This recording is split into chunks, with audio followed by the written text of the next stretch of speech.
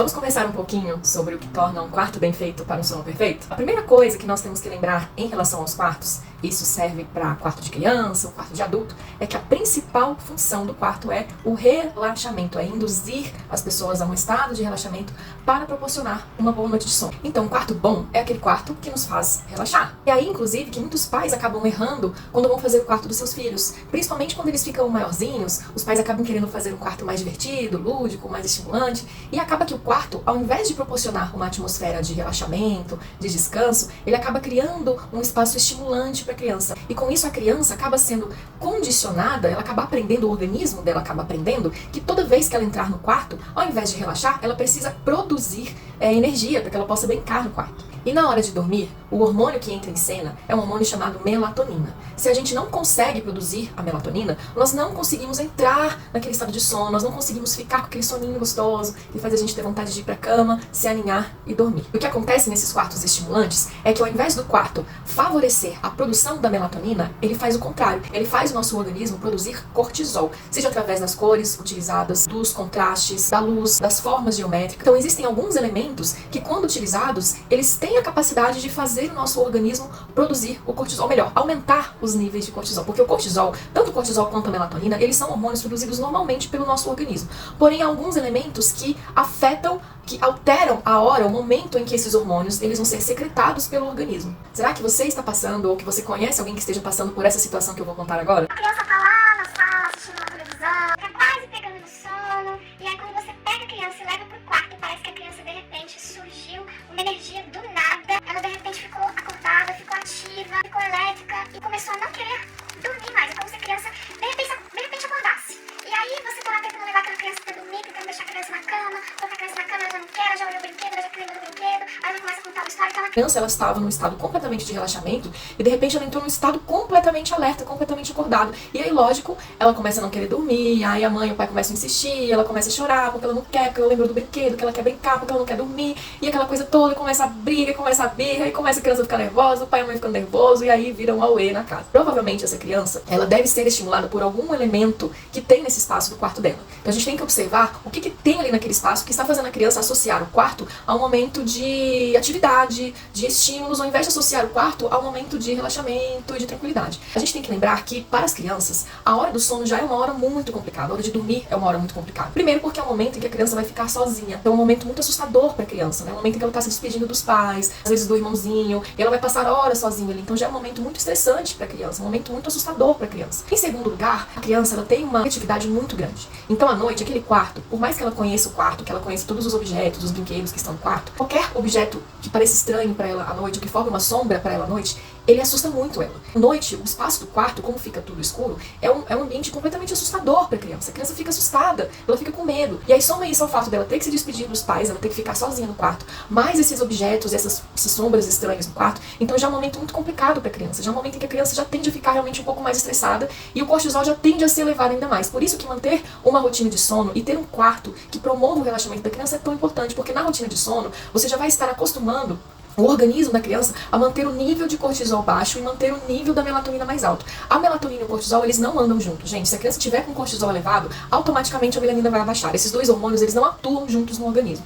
E o maior problema nisso é porque, geralmente, quando o cortisol ele atinge um nível um pouco mais alto, além do normal, ele leva, no mínimo, uns 30 minutos para se normalizar.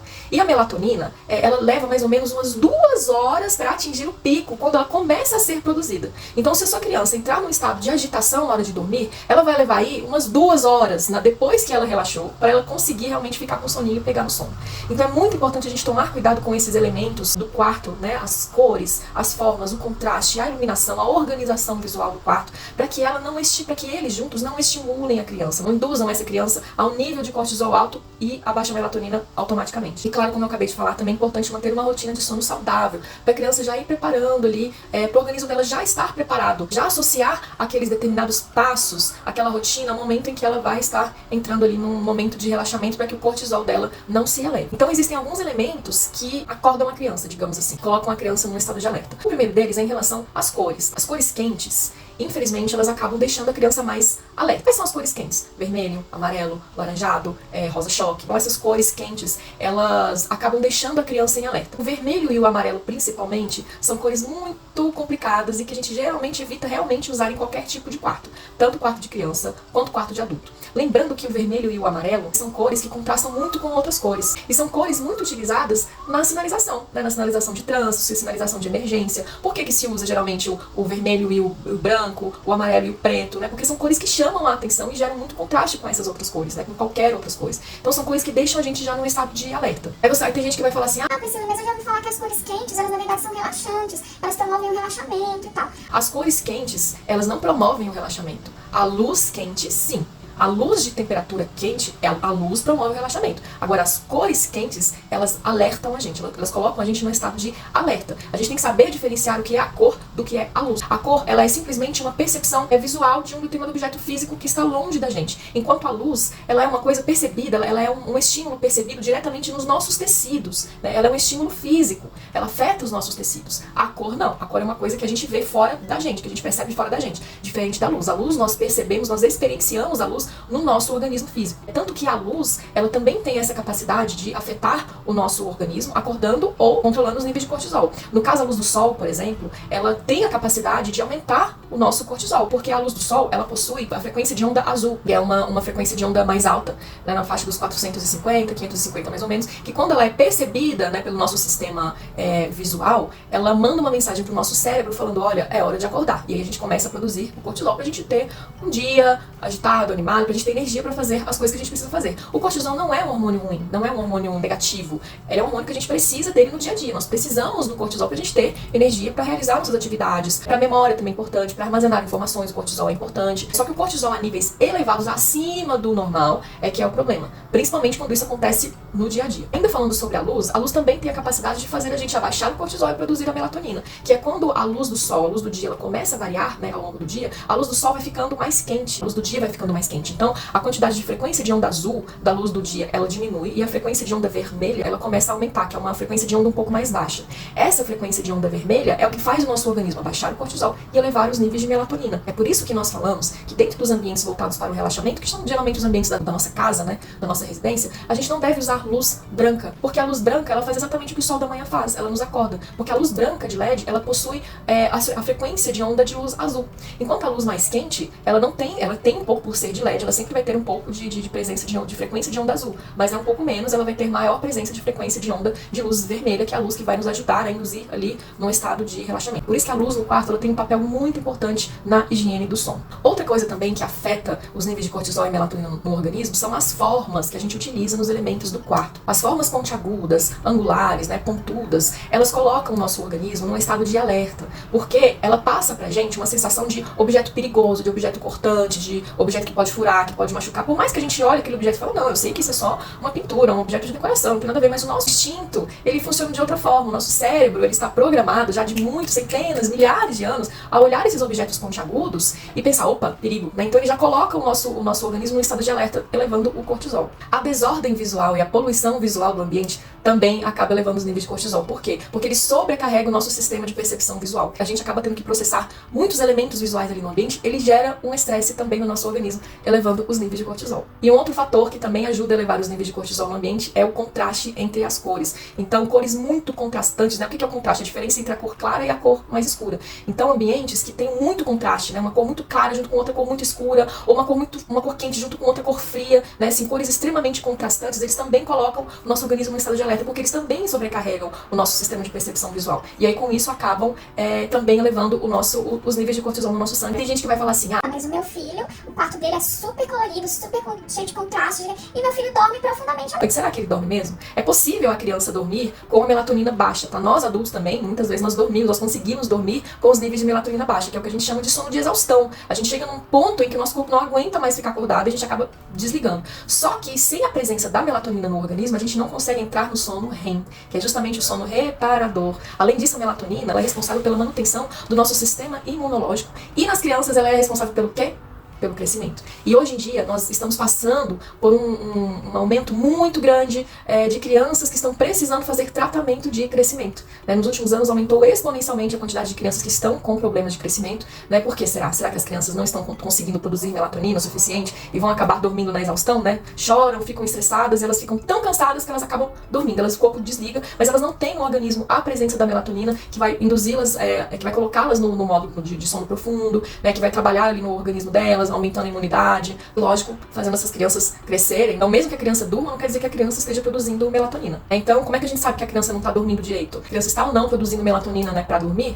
Por mais que ela durma muitas horas, ela acorda cansadíssima, ela não acorda com energia, ela acorda muito cansada. Geralmente quando isso acontece é porque provavelmente a criança não está produzindo melatonina para poder dormir bem. Quando a criança acorda muito à noite, né? Nós adultos também, né? A gente vai dormir, quando a gente dorme esse sono da exaustão, né, sem a melatonina, a gente dorme e acorda. Aí dorme e acorda, dorme 1 hora, acorda, dorme 2 horas, acorda, dorme meia hora, acorda. A gente tá sonhando, de repente a gente acorda no meio do sono assustado. Isso tudo é sinal de cortisol alto na hora do sono. Sudorese noturna também é um sinal de que o cortisol está muito alto na hora de dormir, né? Então a criança sua muito à noite, né? Ou você que está assistindo esse vídeo também, sue demais à noite, você provavelmente não está produzindo melatonina e está dormindo com o cortisol alto. Então, não é porque a criança está dormindo, que ela consegue dormir, que ela está de fato produzindo melatonina. O que é que faz então um quarto ser relaxante e ajuda a criança a entrar de fato num estado de relaxamento e faz essa criança dormir? A primeira coisa é não ser um ambiente estimulante. Então, evitar cores estimulantes, como as cores quentes, né? Evitar contrastes altos, evitar poluição visual. O que é a poluição visual? É só quarto bagunçado? Não. Às vezes um quarto com muita decoração, com muito elemento decorativo, com muitas cores e tal, né? Às vezes um painel, uma pintura, um papel de parede com muita informação, né? Isso também é uma forma de poluição visual. Um quarto com muitos objetos expostos, né? Muitos brinquedos expostos, muitas coisas, muitos nichos, muitas prateleiras,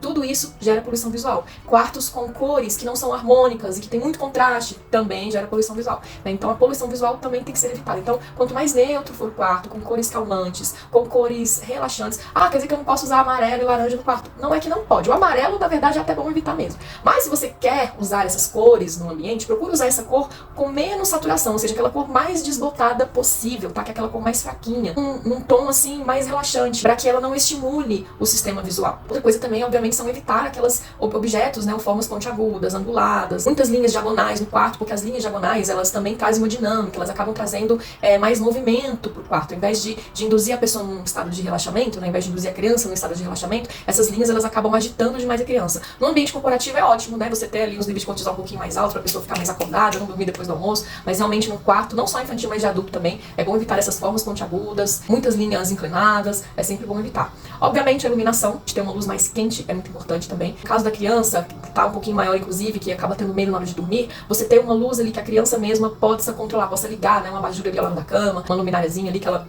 tenha, né, a segurança que ela pode acender a luz, para que ela se sinta mais segura, né, e sinta que ela tem o controle ali do ambiente, também é bom e ajuda a criança a manter a calma no espaço. E claro, o conforto acústico e o conforto térmico. Quando nós estamos num quarto que tem muito barulho, né, muito barulhento, vem muito barulho da rua, ou até barulhos que vêm dentro de casa mesmo, às vezes alguma tubulação que faz muito barulho, ou algum equipamento eletrônico, eletrodoméstico que faz muito barulho, esse, né, acaba gerando um estresse auditivo, né, e o estresse eleva os níveis de cortisol. E o desconforto térmico também, né, um quarto muito quente, ou muito abafado, ou até muito frio, né, que não tem ali uma temperatura e uma umidade agradáveis, acaba gerando também um estresse térmico no corpo, né? E todo tipo de estresse eleva os níveis de cortisol, e a gente sabe que quando o cortisol está um pouquinho mais alto, a melatonina automaticamente está baixa. O cortisol e a melatonina, eles nunca andam juntos no nosso organismo. Bom, espero que vocês tenham gostado do vídeo de hoje, e se você gostou do vídeo, gostou do conteúdo, já sabe, curte e me segue aqui.